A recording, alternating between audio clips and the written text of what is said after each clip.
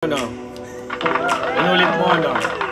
Oo, kasi nga nakakalungkot itong balita na actually pumutok ito over the weekend, itong week ng November 11 onwards, no. Nag-birthday nga ang ating kaibigang si Aileen or Ai de las Alas, na siguro yun ang pinakapangit, hindi naman pangit, at pinakamalungkot sigurong birthday na may ituturing. Dahil nga kasabay nito yung nagputukan ng mga balita, naglabas ang mga balita na naghiwalay na sila ni Gerald Sibayan, yung kanyang asawa, na inabot din silang kulang-kulang 10 years, no?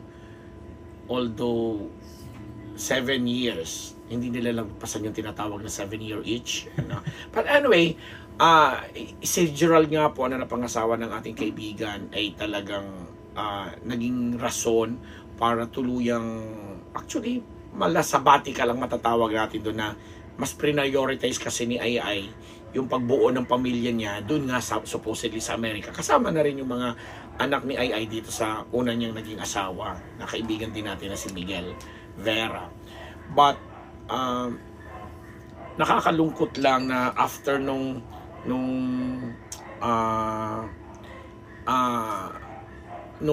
after lang nitong mga pangyayaring siya ay, alam mo to, ang hirap itawid, ano, kasi kilala po namin itong, hindi naman kami very close enough, pero nung sabay naabutan namin yung pagsisimula kasi ni Ai, at maraming mga insidente din na talaga nagkakasama kami. Nakikisakay pa nga yan sa sasakyan ko dati, ano, charot, oo, totoo yun.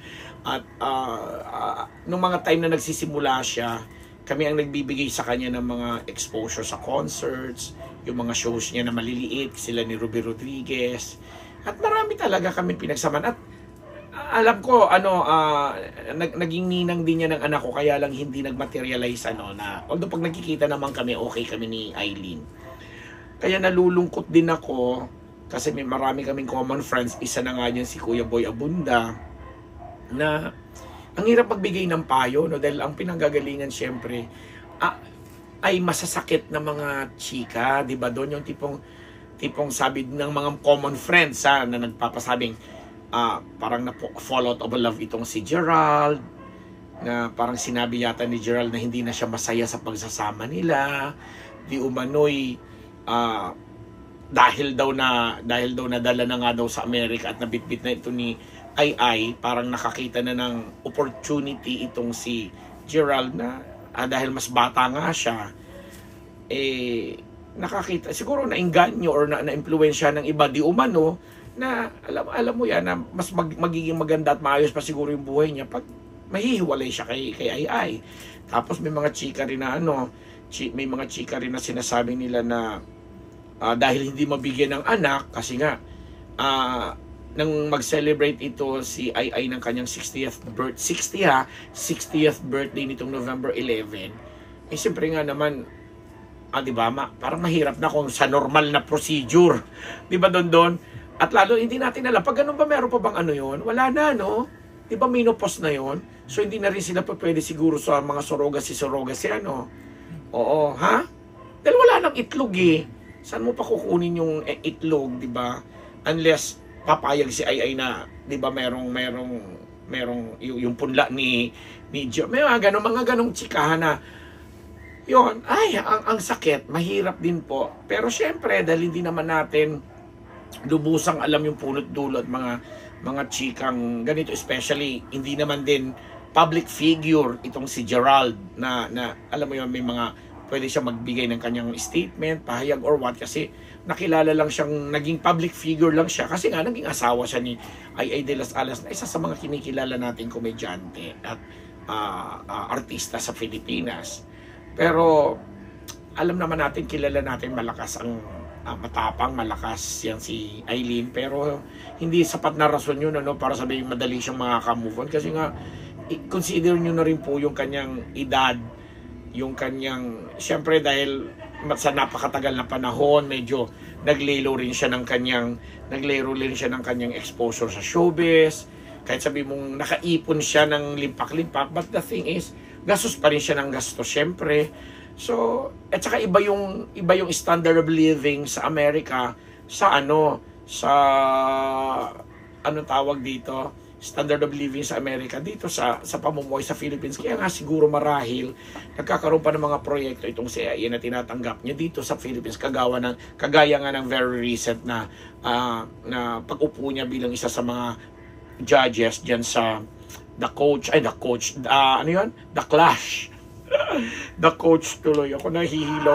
Pasensya na kayo mga katimang Betabol. Medyo sinisikap ko pong maitawid po itong episode na itong vlog natin. Bukod sa may pinagdaraanan din po ako, mabigat din para sa akin. Kasi nga sabi ko nga sa inyo, nakakausap ko at kilala ko itong si Aileen. Although hindi ko naman kilalang masyado yung asawa niya dahil mga kwento lang ni Ai ang pinagbabasihan ko tungkol sa kung anong relasyon nila. And dahil close din ako dun sa kanyang ex-husband.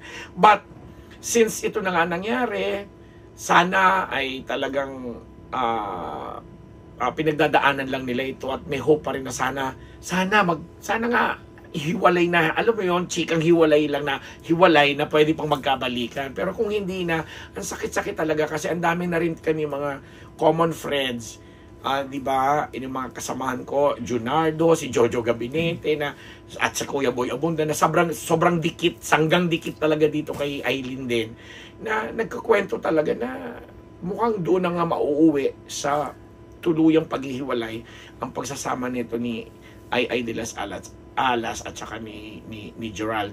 Again, walang kwento sa panig ni Gerald. Although may mga naglalabasan, walang third party, walang kung ano man. Yung mga binanggit nating di umano'y issue sa pera, issue sa hindi pagkakaroon ng anak, issue sa may mga nag-impluensya dito kay Gerald porque nasa Amerika na daw at very soon magkakaroon ng green card. Kasi hindi pa pala sila green card holder.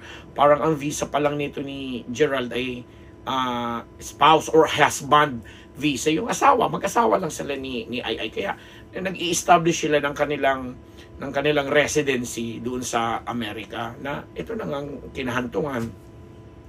But then again, we're hoping na itong pinagdadaanan ngayon ni Ai ay talagang malalampasan din naman niya kasi masakit lalo pat babae, alam naman natin, no? Tsaka siguro magiging hudyat na rin ito na alam mo yon, baka nga kasi dati pang sinasabi ni Ai kasi ang dami-dami kong mga kaibigan na nakasama na nung mga time na nag-experiment pa si Ai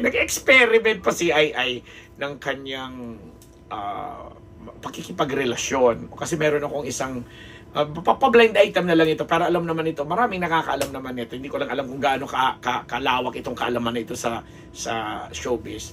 Na meron akong isang matalik na kaibigan at kaklase sa UP Diliman na direktor ngayon, di ba? Direktor na nakarelasyon ni Ai. Babae siya. So sila parang girl something lang na nagka-developan along the way.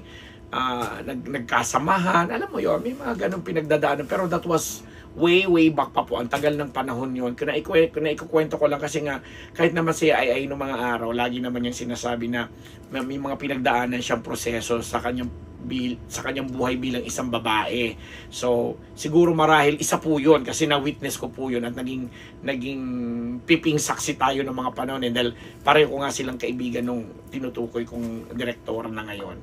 And siguro kasi naalala ko lang nagpa-flashback lang sa akin yung mga naging kwentuhan namin kasi di ba naging best of buddies din sila ni Rosana Roses noong mga time na talagang very close sila, nagkakwentuhan kami. Lagi namin na pag-uusapan yung ay naku, baka hindi tayo swerte sa mga lalaki, baka ang hanap natin ay kapwa ko, mahal ko rin. May mga ganong chikahan kami nung araw na siguro this time na i-entertain nito ni Ai na dahil sa nangyari nga sa kanya, baka talagang inuulit na naman sabi, ay nako, talagang sinubukan niya magkaroon ng asawang lalaki, nagkaanak siya and everything, pero parang feeling niya hindi pa rin siya nagtagumpay, kaya siguro hindi siya para sa lalaki. Parang ganun siya. Bumalik lang po sa akin with all due respect sa mga nanonood at mga kaibigan, kakilala po namin na mga pakinig nitong aking chika na ito. But Ai, alam ko, mahal ka namin, nakasuporta pa rin kami sa'yo. One of these days, magkikita tayo, mag-iinuman ulit, magkakwentuhan. Pinagdadaanan talaga eh. At 60, ang importante buhay tayo. Alive and kicking. Sabi nga ni Junardo, kicking and kicking. At marami pang, alam mo yon. At importante ngayon, di ba?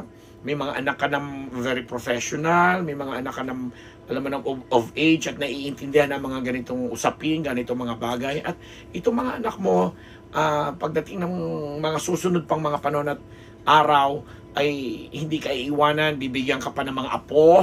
And ito na lang siguro, kasi hindi ko naman sinasabing hindi ka na magkakaroon ng love life or what, kasi at 60, bata pa ang puso. Bata pa ang puso. Kitang-kita rin naman sa alindog mo, Aileen, na napaka mayumi pa rin, napaka attractive but gorgeous ka pa rin.